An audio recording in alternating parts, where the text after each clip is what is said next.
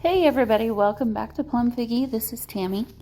All right, so I thought I was recording sound, but I guess I can't figure out how to work my microphone, and nothing was recorded for sound. So here's basically what I was talking about. I am fast forwarding through this entire video.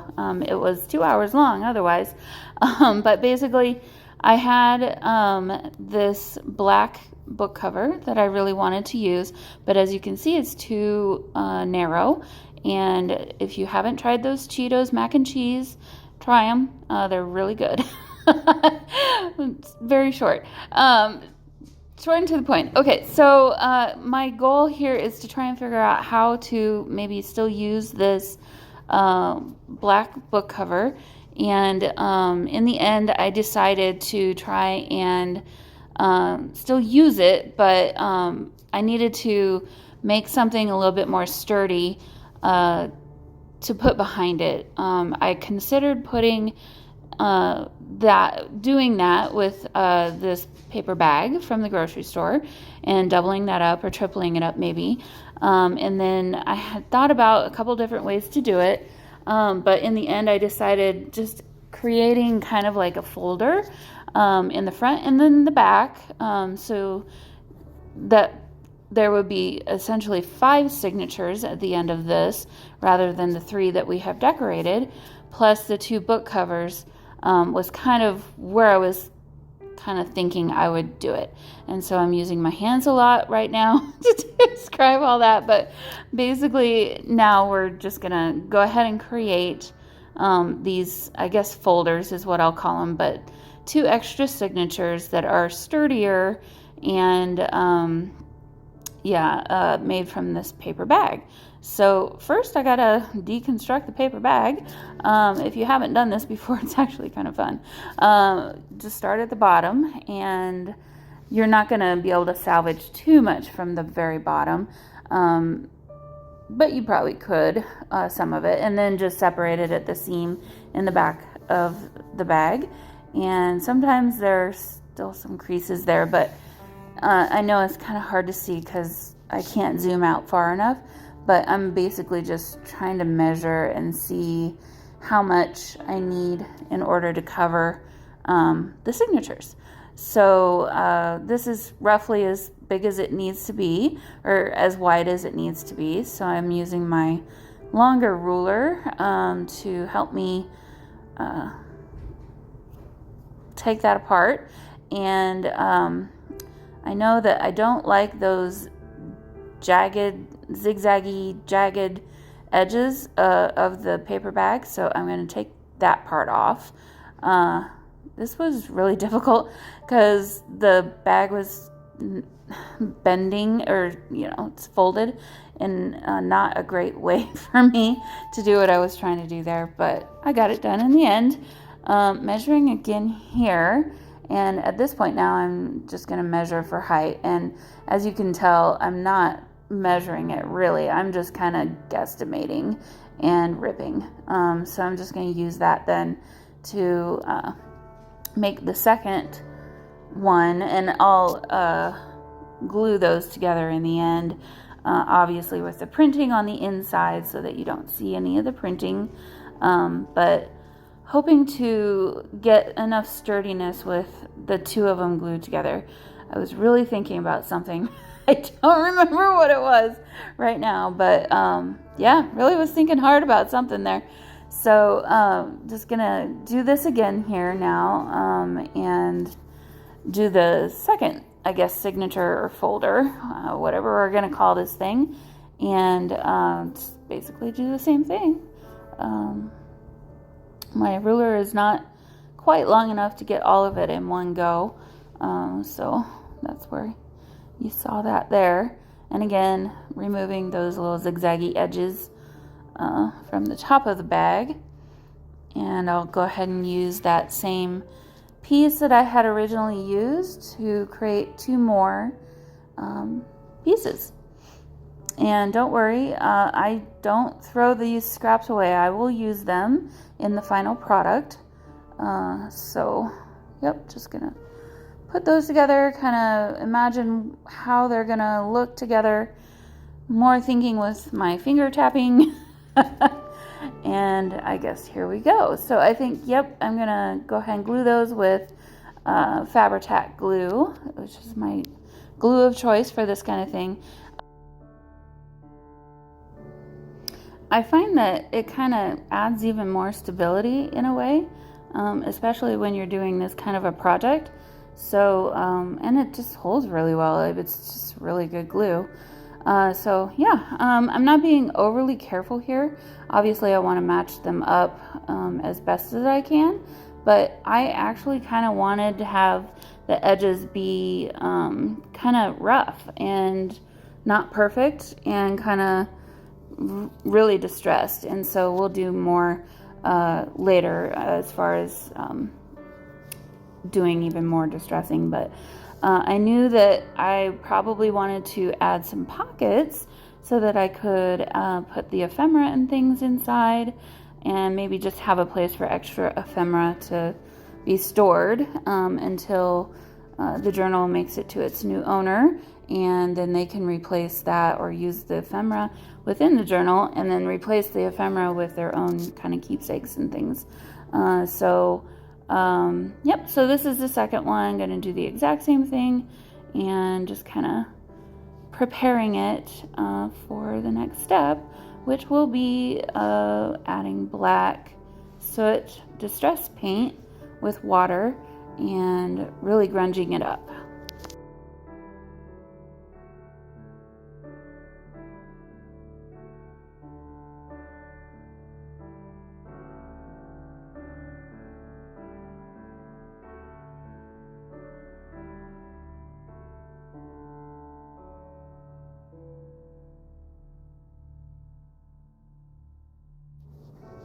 Okay, so bringing out my Tim Holtz glass mat again so that I can do some of the wet work. And first of all, I'm wetting down my paper. I've found that I tend to get the result that I like the best when I do this first, especially with paper bag like this. And yep, so we're gonna use black soot distress paint, and similar to how we did the pages in the book, we're gonna really distress this with some watered down distress paint.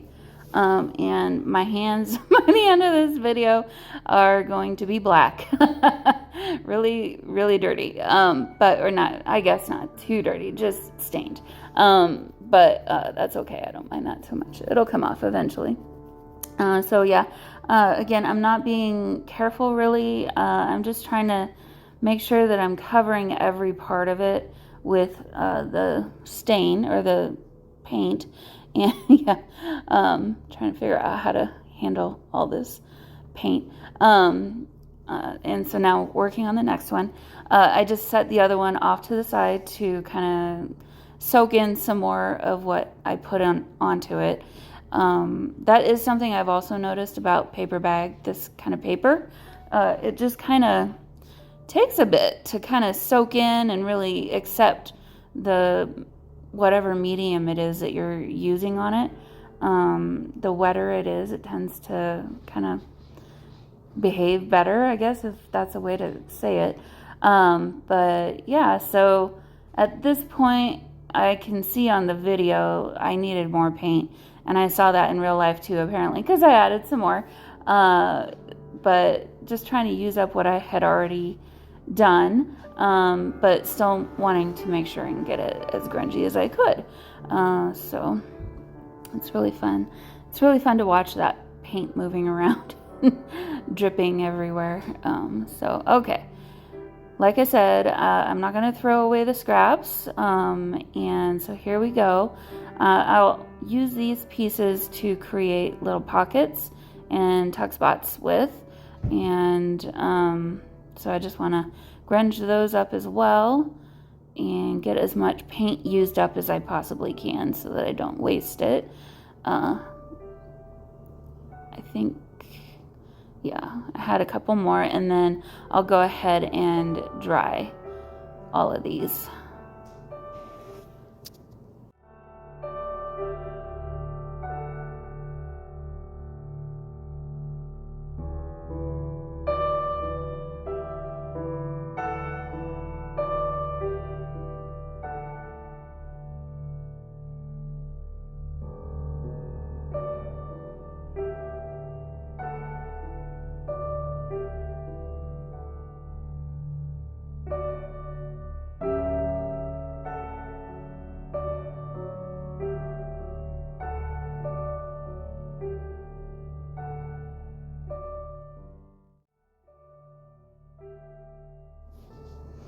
Okay, so here we go. They are now dry.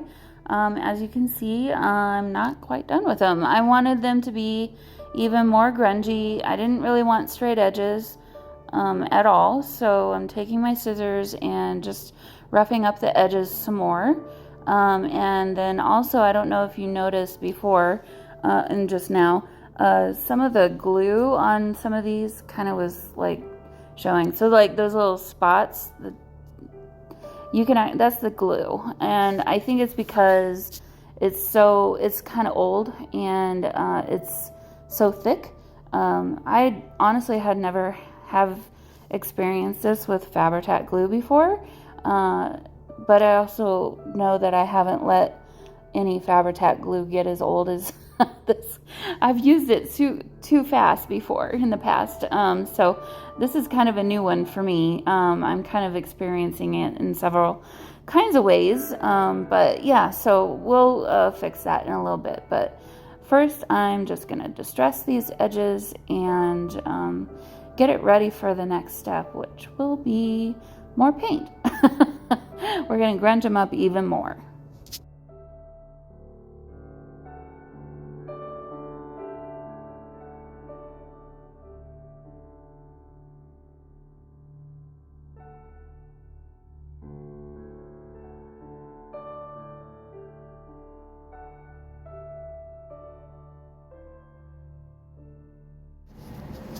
All right, so now I'm working on some pockets. I decided that I wanted to double them up, just to give them a little bit more strength. So again, I'm just not being overly neat and just trying to make it look a little bit more grungy in whatever way that I can. I really was trying to figure out how to use all these different pieces, and then also it's kind of hard for you to see them, but covering up those spots of glue that I knew it was glue and they just didn't look quite right, and then the lines too around the edges were also obviously glue, so I wanted to cover that up also. But first, let's just make some pockets.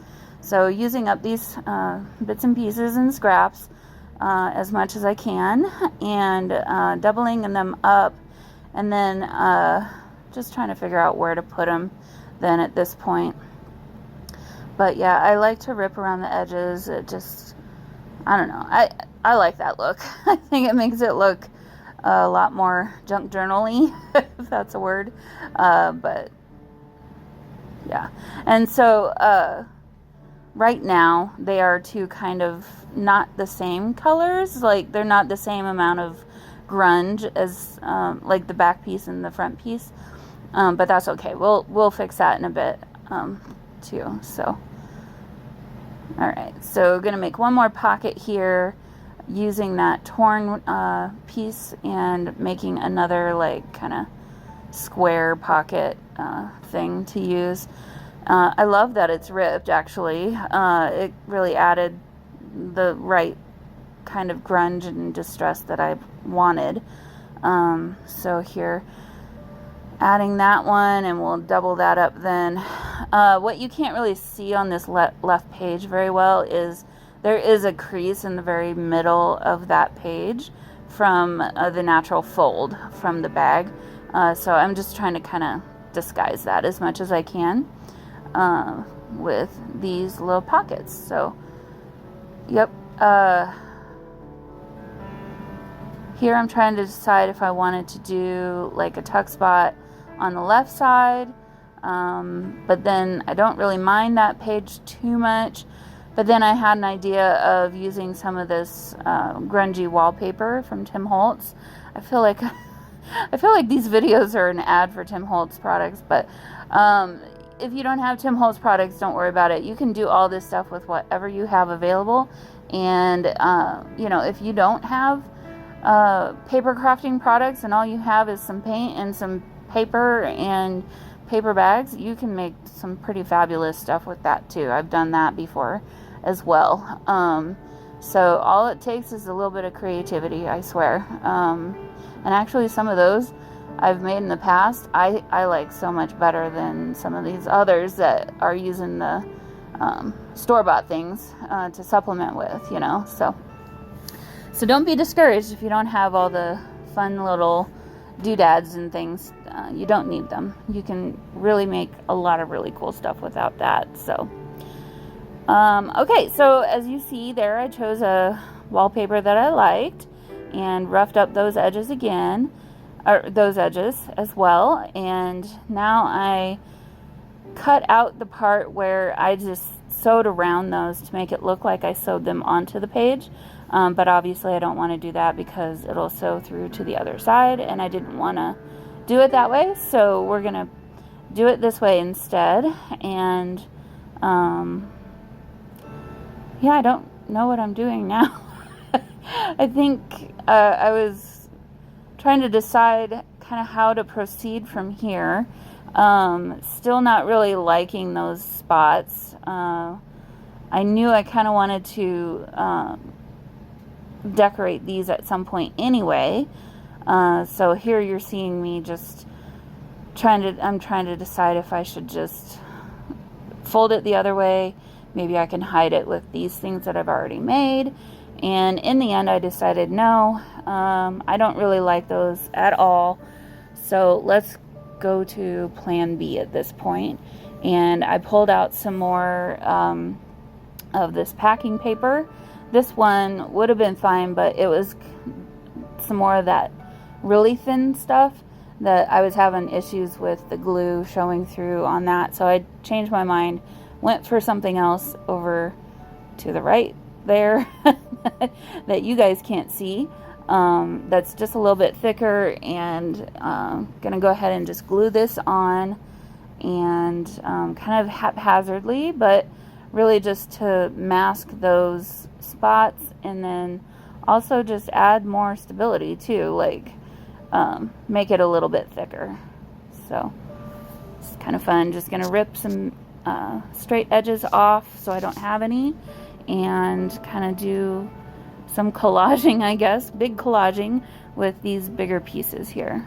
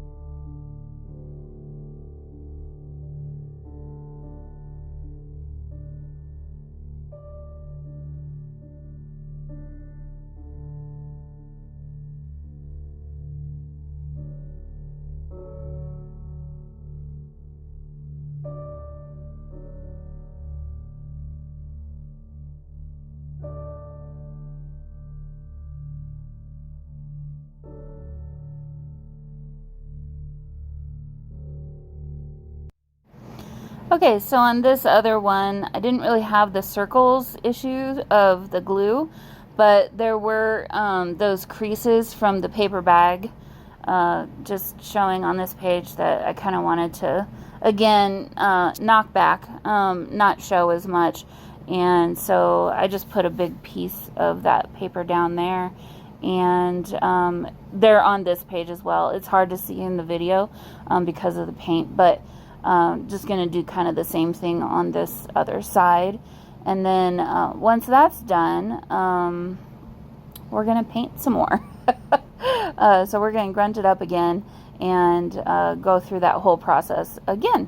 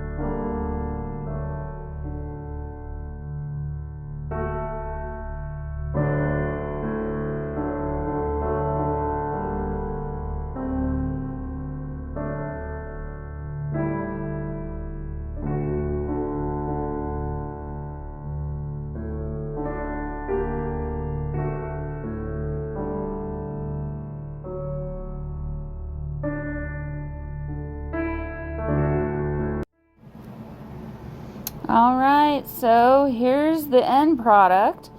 Lots more grunge, as you can see. And then I did sew around each, I guess, page twice with some Etsy stitching. And so, as is typical when you're sewing through paper, the back side where the needle punches through kind of shows some white or whatever color the paper is. So I'm just removing some of that with my distress stain at this point. And we can get a kind of a better view of how it turned out. I really like it. It's really interesting. I think it looks really perfect for Halloween, and glad that I glued down the pockets and things before I did that, so it all grunged together like that. So as you can see, I've done what I set out to do, but at this point I still feel like the black cover just doesn't look right. And as you see with my finger tapping, I'm really thinking about it. Now I'm trying to decide if I want to still use this but glue it down in the middle, and I didn't really want to do that either.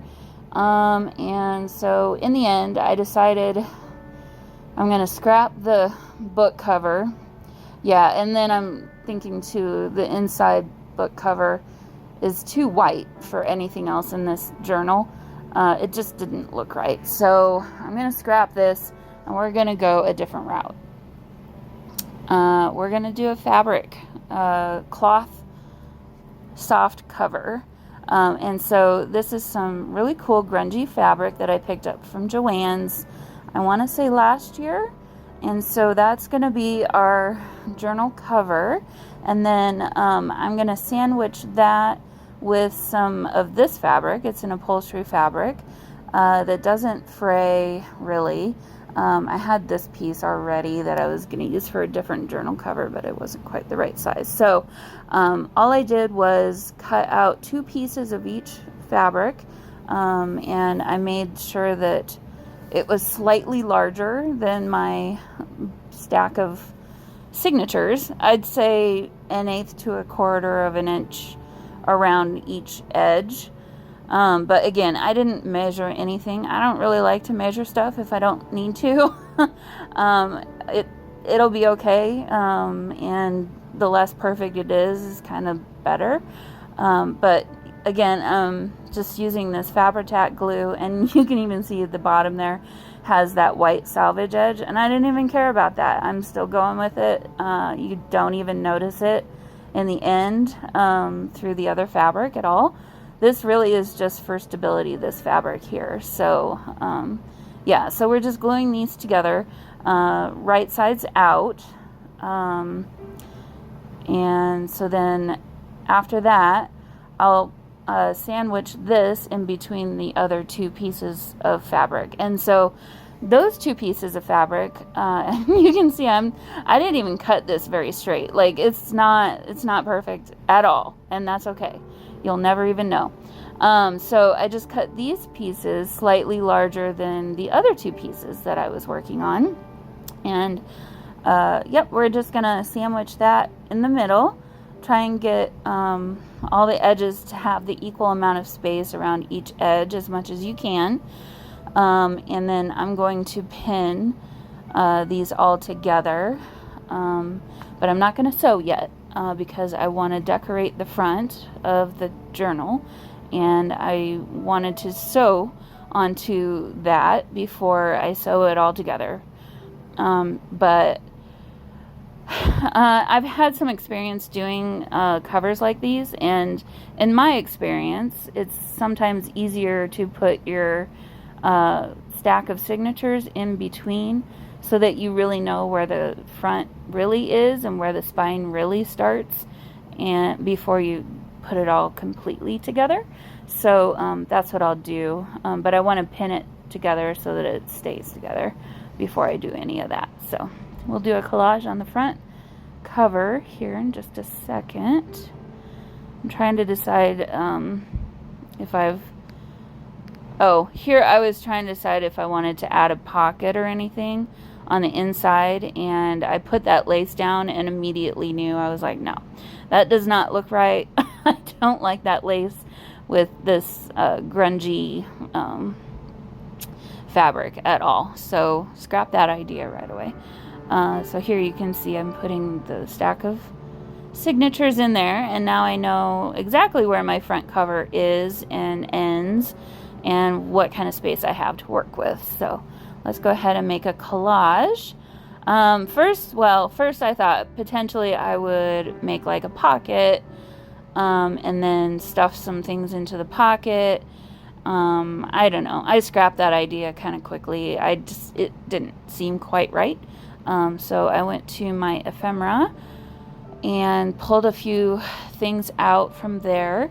And actually this bit of leftovers from last year came in really handy, and they were perfect as a background to my collage that I ended up going with. So remembering the papers that I had already used in the inside of the journal, I tried to keep to kind of the same colors.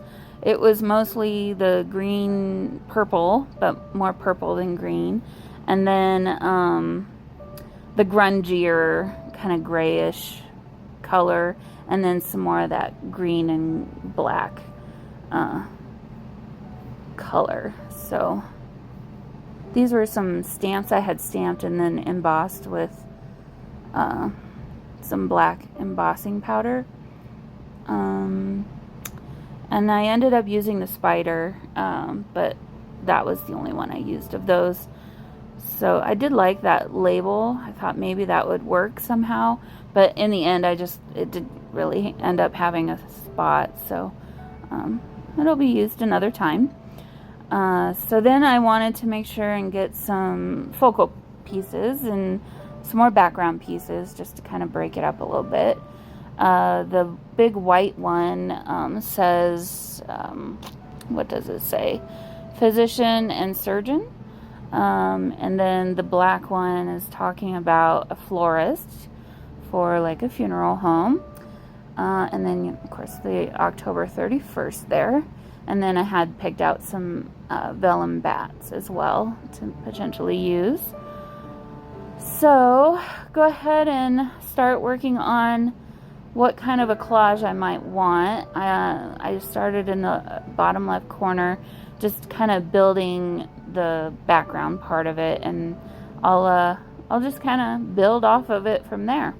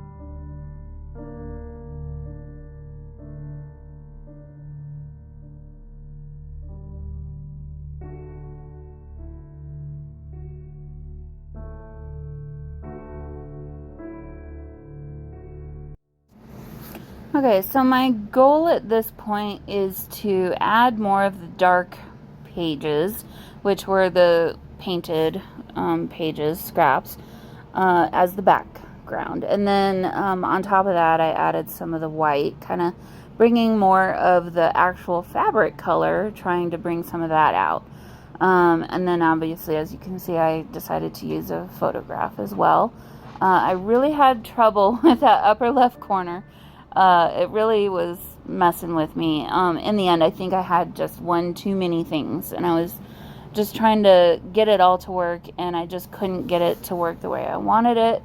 Also, it's very fiddly, and anytime you move something, everything else moves with it. So there's always that when you're trying to do a collage like this too. But I don't know. I don't think it took me too terribly long. Usually it doesn't take me quite as long as this one did. But yeah, I moved things around a few times. Also, I was trying to pay attention to where my purple pages were in relation to everything. I didn't want them all to be in one location. So I tried to kind of space those out around the whole outer edge as much as I could. And then, yeah, that florist piece, the black piece of ephemera, I really liked it, but in the end it just didn't work. It was just too much. If it was smaller, it would have been perfect, but I just couldn't make it work anywhere. So then this one, I for half a second thought maybe I'll use that up there, but no, I really like having that spider up at the top. It just seems to be the right spot for that. So decided to try and work with this configuration a little bit differently and see what I could come up with. I could have done that, but then yeah, you have this weird gap in the middle. Could have done this as well, but then you're basically covering the whole back piece and all that beautiful handwriting, and I didn't really want to do that either. So yeah, kind of talking through my whole thought process here. It is a struggle sometimes, I'm not gonna lie. I'm usually pretty good at collaging, but there are definitely times when I still struggle a lot, and it just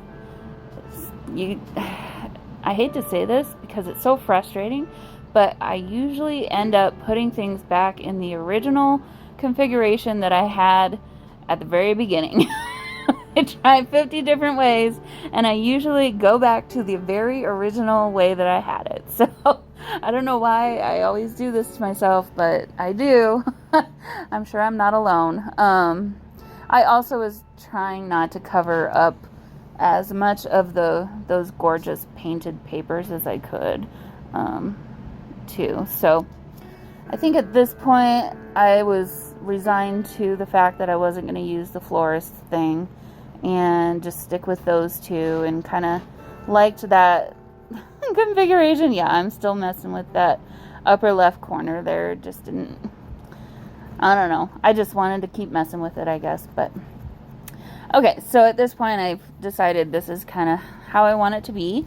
So probably should have done this before I even started moving anything around, but you know, hindsight's 2020.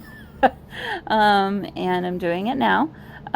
So yeah, so then I leave this border of the background on the journal, and I'm gonna glue bits and pieces just enough so that it will basically stay put. It's not gonna completely be glued down, and which I don't want it to be at this point, but I just want to make sure it doesn't move on me when I try to kind of finish the whole thing. So this is one collaging technique. It's not the only one, and you can definitely do it a different way, but this is how I ended up doing this one, and it worked out really well.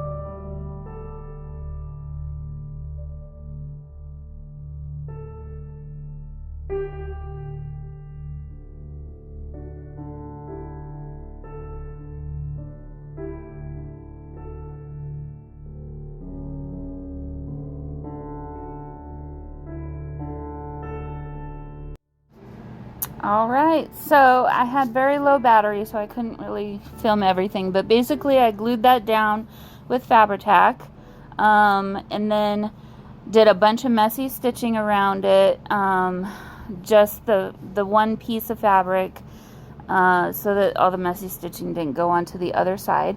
Then I sewed around the entire perimeter of everything a couple of times, actually like 3 or 4 times with zigzag and straight stitch, and then I sewed on the sari silk as a closure. As you can see, I haven't sewn in the signatures yet, but I'll do that and then we'll do a final flip through. Alright guys, thanks so much for joining.